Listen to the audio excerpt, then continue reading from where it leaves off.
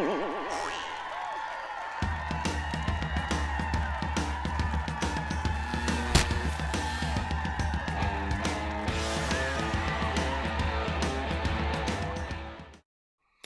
guys, Comic Boom here to answer the question, whatever happened to Headlight Comics? So what are Headlight Comics? Well, Headlight Comics are, they're female, they're women. They're women's breasts, right? Isn't that fantastic? And I thought I'd surround myself with all the pairs I could find. Headlight Comics, back in the day, in the early 40s, 50s, in the days leading up to 1948, the Comics Code Authority, the Frederick Wertham wrote a book called Seduction of the Innocent, and about how Headlight Comics were poisoning the minds of the young people reading comic books. I mean, how dare they suggest and exaggerate so much sexuality on women, and especially the breasts. I mean, those headlights, they call them headlights for a reason, because they're like headlights. They stand out. I mean, look at that, huh? Come on, what's wrong with headlights? There's nothing wrong with headlights. And, it's funny because we all know that there's sexuality in comic books. And one of the trends of the modern day comics is that, the sexiness of women, the beauty of the female form, it's still shining through with headlights in modern day comics. Artists are simply being a little bit more, they're being more creative with it. They're showing off their talents. They're doing a great job.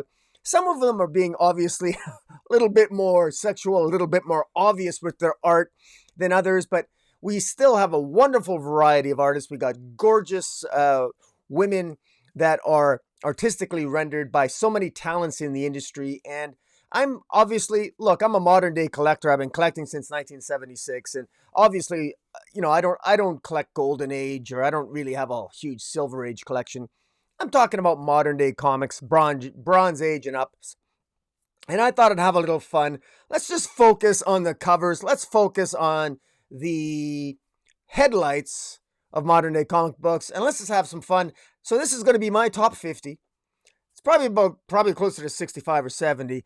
This is in absolutely no particular order. This is just a fun video that I'm throwing together here because I do have I do have a couple boxes where if I like the cover, if I like a comic and I see a comic on the stand and I just like the cover because it's a beautifully rendered woman on the cover or women, I'm going to buy it. I don't need a reason. I don't always need a reason that I need to be entertained by the story. As a matter of fact, I'm going to tell you right now, like, for example, with Asylum #1, look at that, huh? I'm going to tell you right now, I probably don't need a great deal of, somebody telling me what's the story. Have I ever read Asylum #2 by Maximum Press with this gorgeous cover by Mike Deodato Jr.? No, I've never read this. Do I plan on reading this? Absolutely not. I don't plan on reading this, but I do plan on showing it to you, like I'm doing right now. Why wouldn't I? Gorgeous cover. Continuing on, let's face it, man. We got Frank Chow, man. Whenever he's drawing Jungle Girl, every now and then he does another. Frank Chow, he's in. I got a number of Frank Chow comics. In fact, I got a lot of Frank Chow comics, from Liberty Meadows all the way up to his Jungle Girl run to his. He's got a new series coming out. He's doing a whole series of covers. He's done everything from Wonder Woman to virtually every Marvel character. I mean, this guy is fantastic, and he's got a sense of humor, and he's just wonderful. I love when he recently drew a Red Sonja cover for Invincible Red Sonja. Fantastic. I'll be showing that off soon. But yeah, these Jungle Girl issues. I mean, look at that. Look at those headlights, huh? You can't go wrong with stuff like this. Now, going back in time a little bit, I always liked Lady Rawhide. Lady Rawhide was always very sexual. She was like the pirate. She debuted with the Zorro comics, which was put out by Topps Comics back in the day. And these are really collectible issues, but you'll still find these in dollar bins in places. And, I always pick them up. Whenever there's this type of sexuality and headlights on a comic book, I buy it up. This is Purian fanboy stuff. It harkens back to a naughtier age. It reminds me a little bit of the comics I see of they're even naughtier than, frankly, the Headlight comics of the 1940s. And they're very provocative, very sexual. And, hey, man, actually, this is actually a pretty damn good story. I mean, I remember reading these, and these were actually pretty good. Don McGregor was pretty good. Maroto on the art. This was good stuff, guys. I sort of laugh when I say that because, I long ago forgot the story. But believe it or not, these stories weren't bad. All right, Chastity. Man, Chastity is now part of Dynamite, and she's part of the Sacred Six, along with Vampirella and Red Sonja. But man, a good Chastity cover, man. You got some pretty good headlights right there. I think this was Chaos Comics back in the day, because Suspira was also Chaos Comics, and she's got a good pair of headlights too. Yeah. Now I apologize. This is paying honor to the female form, right? So I don't think I should maybe apologize to anybody. In no particular order, as I said, we got Gotham City Sirens. I mean, look at this. I mean, I will say this about Gotham City Sirens and Guillaume March, the artist. He was not afraid to give Selena large breasts. Now, of course, if Selena's really like a cat, chances are, if Selena Kyle really existed, Catwoman wouldn't have large breasts. But Guillaume March says, screw you, challenge accepted. And boy, does he give her headlights. The entire Gotham City Sirens run, it's absolutely fantastic. I apologize for the glare here, but there's nothing I can do about it. But my God, some of these covers here are just fantastic. I mean, look at some of that stuff. Whoo, hoo, hoo. Nice stuff. Try to go at an angle here. If I go off at an angle, does it help a bit? But yeah, great covers. Yeah, same goes for, Poison Ivy, issues 5 and 6. Poison Ivy. I tell you what, Harley Quinn, Poison Ivy, they got a nice set of headlights, all of them. And they're all competing for the best headlights. Hey man, you got a brunette, you got a redhead, you got a blonde. Hey man, Gotham City Sirens, take your pick, huh? Fantastic. Now, this one is subtle. Brian Boland's got so many great covers. But one of the ways that artists now subtly reveal headlights to us Purian fanboys is that they always put the women in the background a little bit. And sometimes they'll have the action and they'll relegate the sexy woman with the headlights in the back. And usually it's a third to a little, it's at least a third of the page or less. They're in the background there. And incidentally, I have a rule for bondage comics. Where women, where the characters get tied up, they call them bondage comics. I have 3 rules for bondage comics. The first rule is it got the sexy woman has to take up at least a third of the page. Number 2, look beautiful, and 3, she's got to be tied up somehow. Like bad guys tie up women. Nothing that naughty. Just you got to have certain rules here. Because a lot of the guys that claim to have bondage comics, they're not really particularly provocative. You got to have a degree of sexiness, and it's got to take up a certain amount of the page. But anyways, another way that, and this is the Ghost Special #1, drawn by Adam Hughes, and you'll note that one of the ways that they exemplify the headlights is through the clothing, and so even though they won't show the nipples, what they'll do is that they'll point the bra, or they'll give a particular shape to the bra or to the clothing outside the breast, outside the headlight, and to good effect. And it really actually works quite well, and it's quite provocative. But that's what you can't do directly, you do indirectly. I mean, these artists, they're thinking. This is an issue of Hex that I always liked, Hex issue 6. And I love this. I got all the Canadian variants of this. And this is Stiletto. You blew it, cowboy. Nobody walks on Stiletto. She can tell me what to do anytime she wants. But look at that, huh? She's got, very subtle, but she's got a nice set of headlights. They did have headlights back in the Wild West. Or I guess in this case, it's the far-flung future. But, even with a scar on his face, Jonah Hex always manages to attract women with headlights. What can I say? He just does it. Now, women have an it factor. You go to It Girl. Another thing that artists do is that if they're going to cover up the whole breasts, one of the things that they do routinely is that they give a nice shape to it. And that's one thing about It Girl. Michael Allred's run on It Girl. Whenever he drew It Girl, what makes her so sexy is that when he gives her form, when he draws her headlights, she's got just a perfect shape to that breast. Very well done, Miguel Halloran. Man, just fantastic stuff. Now, incidentally, I'm thinking, as a Period fanboy, these are the types of issues that should be eating up the spec market. I mean, they really should, but that's just me. If nobody else wants these types of comics, I mean, I buy this for the cover. This actually had a pretty good story in it, by the way. I highly recommend it, girl, along with, what's the story? Madman. Madman, that's what it is. Great stories. I was hoping It Girl would show up in Crossroads by Donny Cates, but we shall see. The Lunar Brothers, Girls, the series Girls by the Lunar Brothers.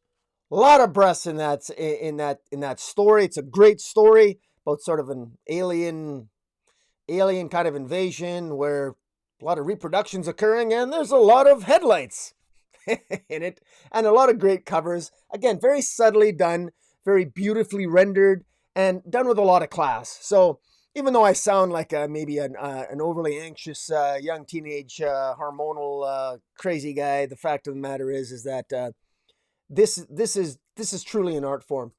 This is Legion of Superheroes. This is a Jim Lee cover of Legion of Superheroes. This is when Paul Levitz wrote it back in the day in July 2010 cover. And this is Saturn Girl. And again, just beautiful.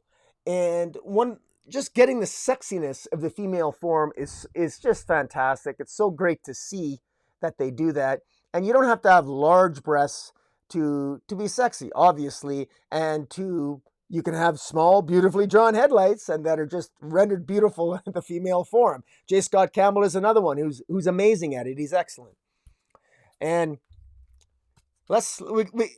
we can't talk about headlights without talking about Dave Stevens. This Sheena, the 3D Queen of the Jungle, issue 1 from back in the day. Again, small-breasted woman, beautifully rendered, absolutely gorgeous. Man, what can you say, man? This is just fantastic stuff. I mean, again, every guy collecting comics should have a headlight collection. We really should. I mean, I got a separate box called Headlights. You know, if somebody walks into my garage, they're gonna get the totally wrong impression, but that's okay. Just leave my headlights alone. Okay, here we go. Another one. This was one by Mark Waid, The Unknown, Boom Studios #1. Again, a nice subtle form. You can draw beautiful headlights. They don't need to take up 2/3 of the page. Right, Power Girl? I know, great topic. In any event, beautiful. I mean, just beautiful, classy art, showing off some headlights there. Another Dave Stevens cover, classic cover, Seduction of the Innocent. Again, small-breasted beauties, small headlights, can still light the way, gentlemen, huh? Come on. Great stuff. All right. Adam Hughes, again, we got these gorgeous women that are young, powerful, vibrant, and hey, you got some small headlights. It's okay. It's all good. Now, this is one of my favorite. This is the variant cover of Superman American Alien #3. This is actually Poison Ivy. This is a young Poison Ivy on a yacht that Clark Kent ends up on. They're actually on Bruce Wayne's yacht. And she's got a tattoo, a tan of Superman tattoo there. Just absolutely gorgeous. And wow, I mean, you can see a little bit of the tan lines there. Beautifully rendered here. I'm not even sure who the artist is on this. It's a shame, but well, if you guys can put it down in the comments below if you can look up who the artist is on this. But absolutely gorgeous, man, gorgeous. And yeah, that is a headlight comic.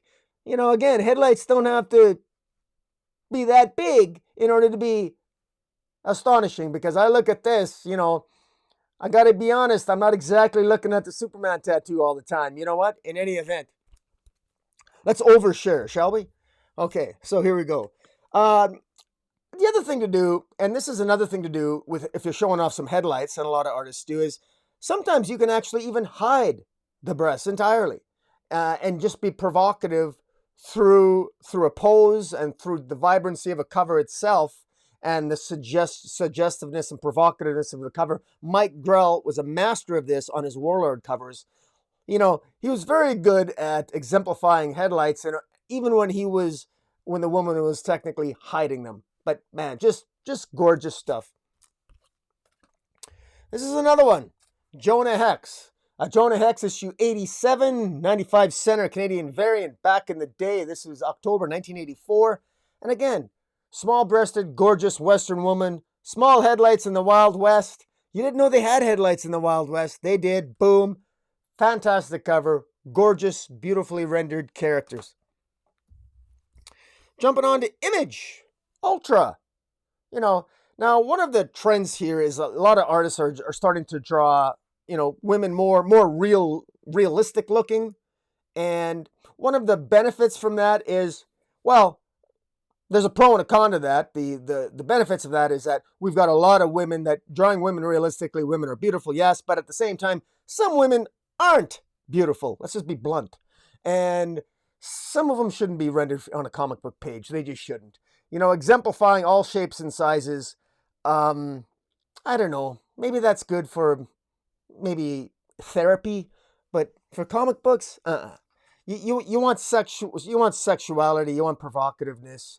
You want a little bit of, you need to have there's got to be some sexuality there and something that really catches your eye. That's just me, you know. Give me a good headlight over a, you know, I'm going to stop talking on that topic because it upsets some sensibilities. But hey, a classic Headlight comic, Power Girl.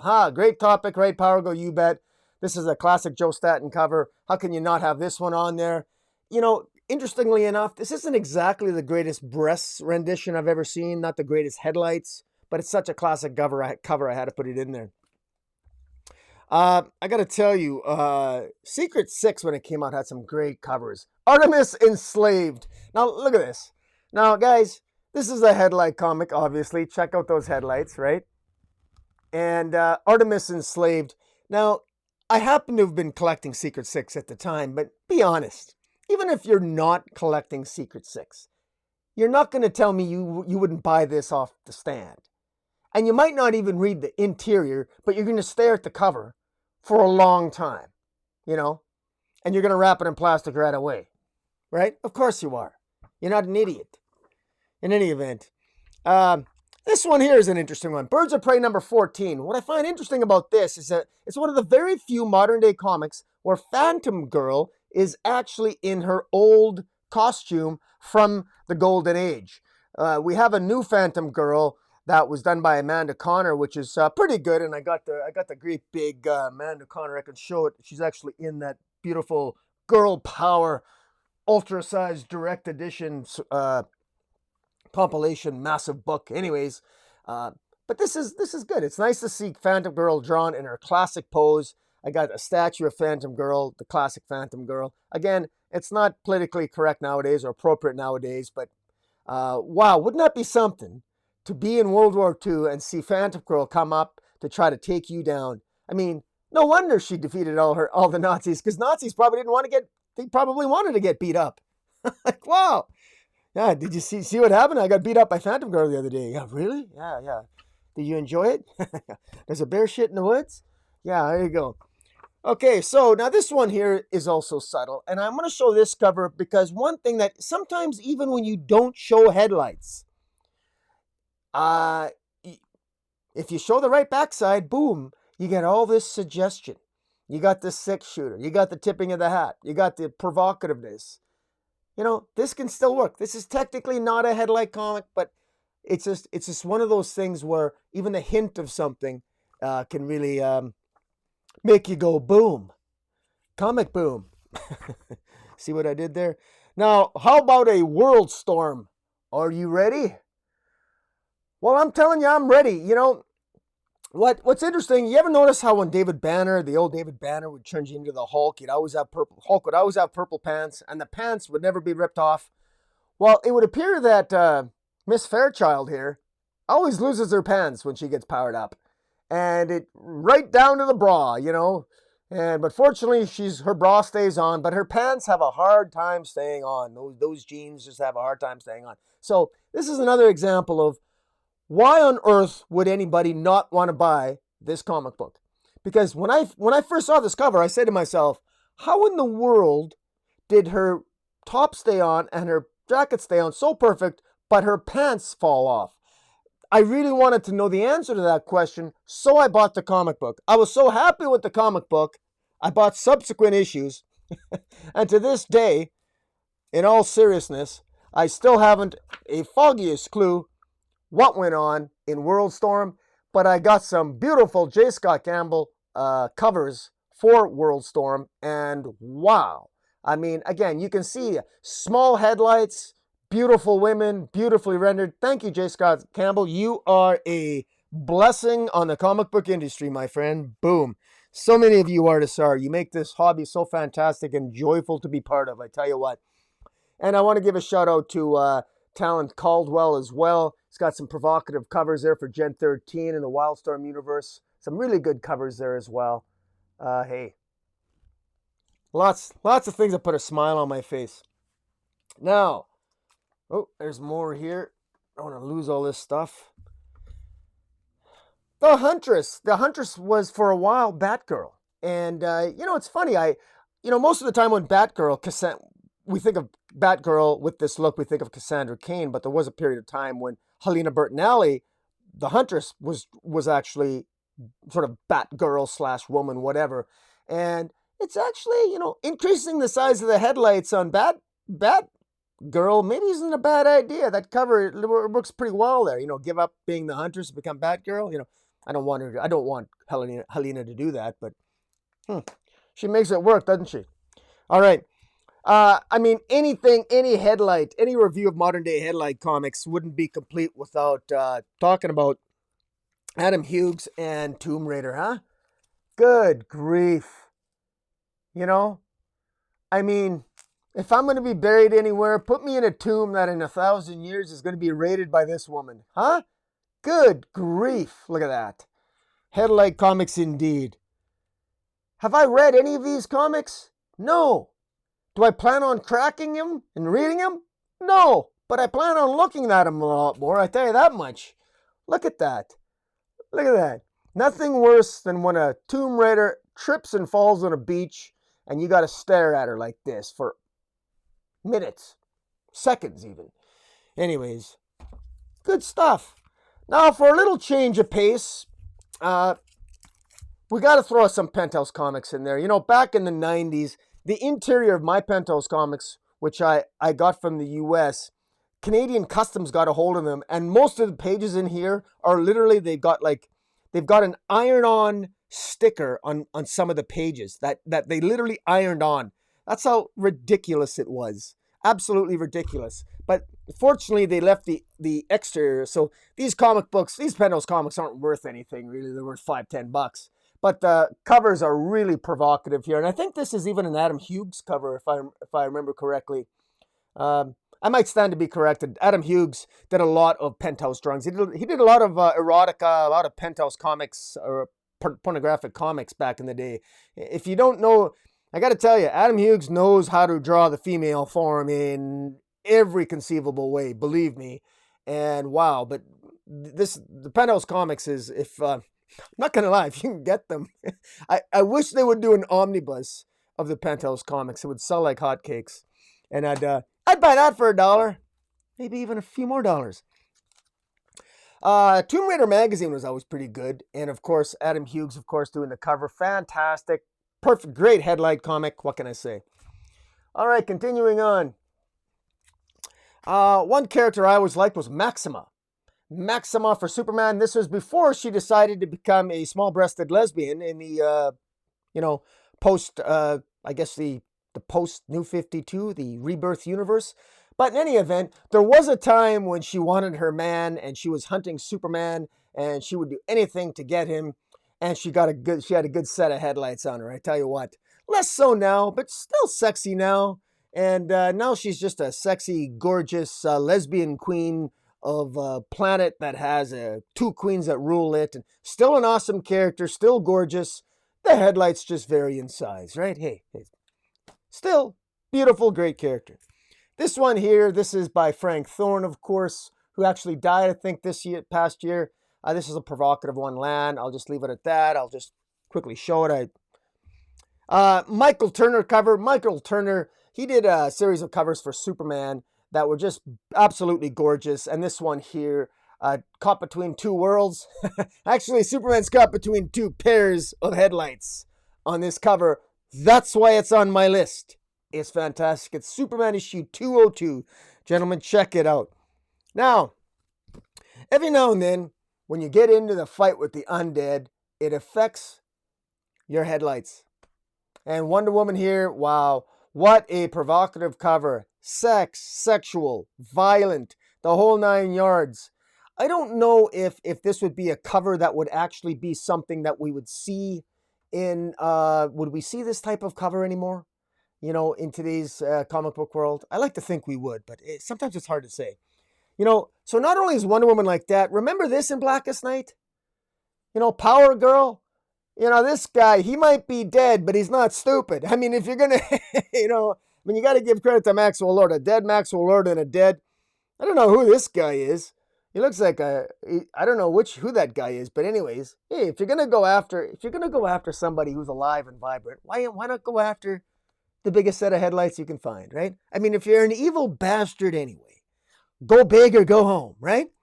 Anyways, so we got, you know, we got to throw some Lady Death in there, right? Lingerie issue number 1. You know, she's always good for a good Headlight comic. Of course she is. She's Lady Death. All right. Now a little bit of provocativeness from Wonder Woman. This one is a Headlight comic. You see the headlight, defeated pair of headlights on the ground. And of course you got the victorious set of headlights up top. And how dare I refer to these characters by their body parts, which but you know, hey, read the topic to this. It's modern Headlight comics. I didn't draw it. I just report what I find. This is what I find, sir. This was on the stand. I bought it, and now I'm showing you years later. Okay, thank you.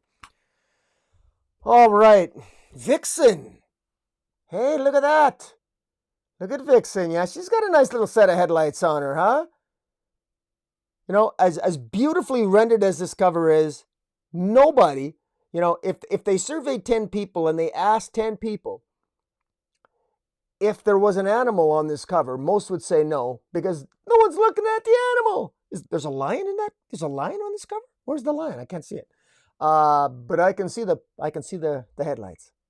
There you go. So, another one, Metal Hurlant. This was such a great series. This was a series by Humanoid Publishing. This was back in the day. I wish the year was on the cover, but I think this ran for about 14 or 15 issues if I remember correctly. But this opening issue, absolutely gorgeous. You know, what this woman lacks in hair, she more than makes up for size in her headlights. And what a beautiful cover. Absolutely gorgeous. I'm not even sure who the cover artist is, but wow. Well done, sir or ma'am, whoever you are. Fantastic job. The revolution has begun indeed. If that was a woman leading the revolution, sign me up. Boom. All right. Well, it wouldn't be complete without a Black Canary, huh? Look at that. Screaming at the top of her lungs like a banshee, and a good set of headlights to go along with it. There is nothing wrong with this cover. And this is another one of those things where you can buy this comic and you don't have to read it. Who says you have to read it when the cover is this gorgeous? Because let's be honest, we live in a day and age where so many people are buying comics, nobody's reading them anyway, right? This one is a classic Headlight cover, modern day Headlight comic. Look at that, huh? That chick is fire. She is fire indeed. That is actually what her name is. It's fire. And of course, Booster Gold and Blue Beetle are having a great time. They are being served. They are being served. And boy, oh boy, they got a reason to smile. I tell you what. And in any event, you know, you can see Maxwell Lord in the background. They've obviously done something wrong, but obviously they're enjoying themselves. And so are we, because we get to see this cover. All right. Some more here. Wow, this is Justice League of America number 10, written by Brad Meltzer, Ed Benes, and Sandra Hope is the colorist. Ed Benes, look at that cover. Look at that. Huh? The Lightning Saga. I'm telling you what, I'm looking at this cover and I'm not thinking about lightning. I'm thinking about headlights. Wow. Wow. I remember when Ed Benes started to write Birds of Prey with Gail Simone. I think he was told to sort of tone down the provocativeness. I got to tell you that This now this Birds of Prey doesn't even have Ed Benes on it, but it's interesting that I got pretty much every Birds of Prey issue there is. In fact, I'm pretty sure I got all of them. And it's surprising how few really good Headlight comics there are on Birds of Prey covers. I mean, they're there, but they're really not that as provocative as you might think. Everyone's always covered up. There's very little skin. There's a lot of sexy. There's a lot of leg, and there might be skin there. I think the biggest Headlight issue for a Birds of Prey issue is when Big Barda appeared, but even there she's completely covered up. And again, I'm talking from a Purian fanboy perspective here. So obviously I have a bias, and you'd be surprised how a lot of these things are not necessarily that easy to come by. You'd be surprised how subtle the sexuality is in comic books. Joe Dusko cover for Vampirella Bloodlust. Obviously, anything with Vampirella, usually the headlights are fairly obvious. Got another one here, Tomb Raider, classic cover, Adam Hughes, fantastic. Obviously, that's War of the Headlights. It's the War of the Headlights. Place your bets, gentlemen. Who would you go with? Would you go with Tomb Raider, or would you go with, I don't know, is that Magdalena? I don't know, but is there a loser in this bet? I don't think so. Wow. Now, this is a comic that I've never read. It's called Rogues. It's published by Amigo Studios, number 5. El Toro is the writer. Lolita Eldia is the artist. Look at that. Look at that. She says, oh. She says, oh, and I say, That's more like a yeah. I'm buying that. Of course I'm buying that. Still haven't read the interior.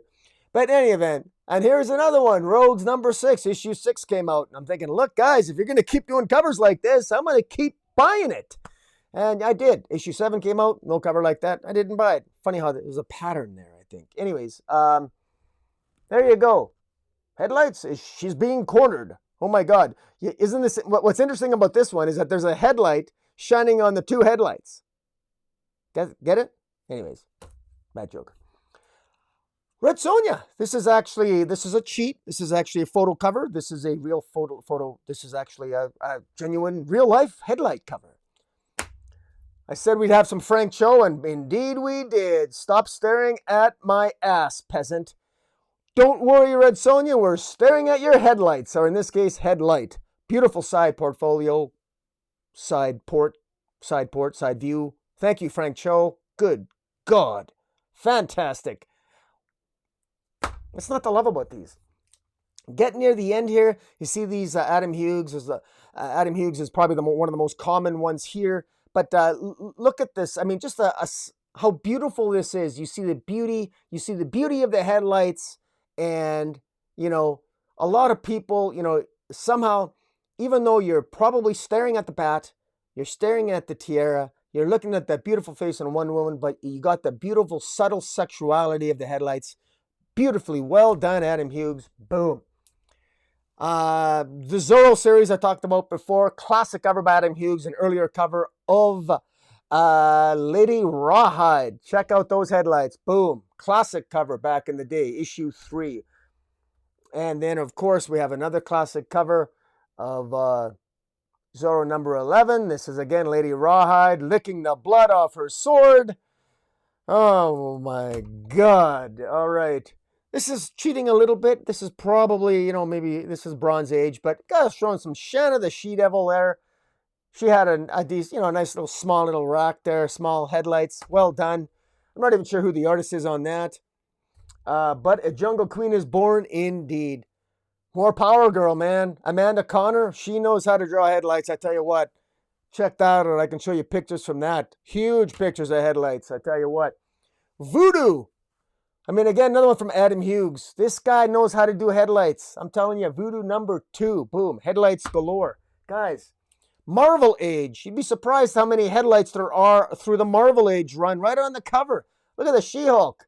Yeah, she's reading comics. I'll tell you what. She can read all she wants on the beach. Give me more covers like this. Wow. Another Power Girl one. Power Play, huh? Look at that. Wow.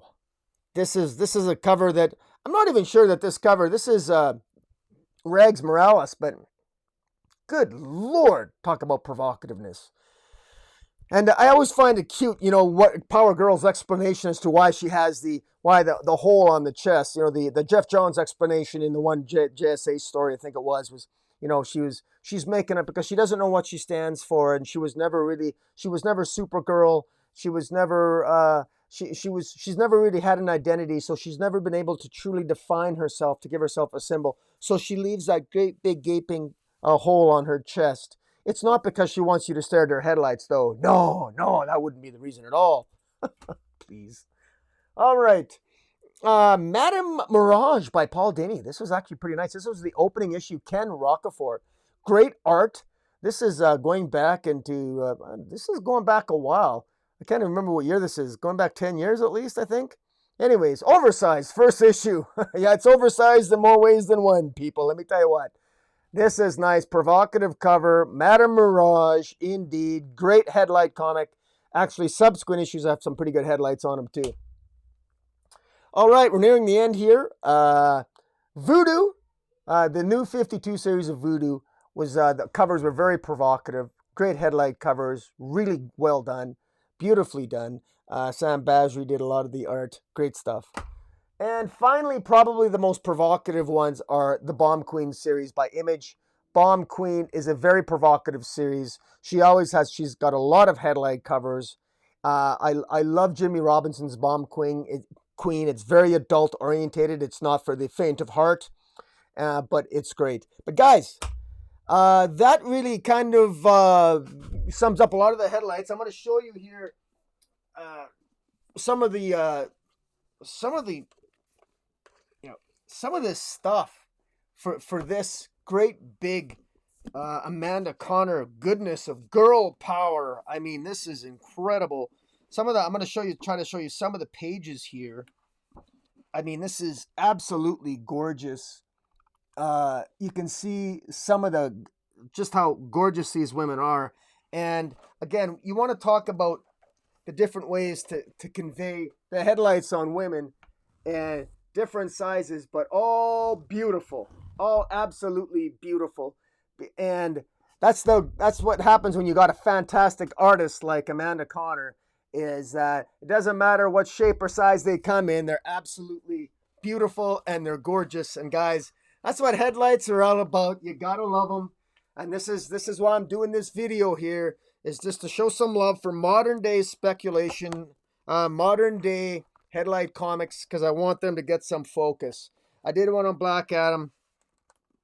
I wanted to do a couple more on some headlights here. Look at that, huh? Wow. There's some great issues here. But in any event, guys, that's the back of it.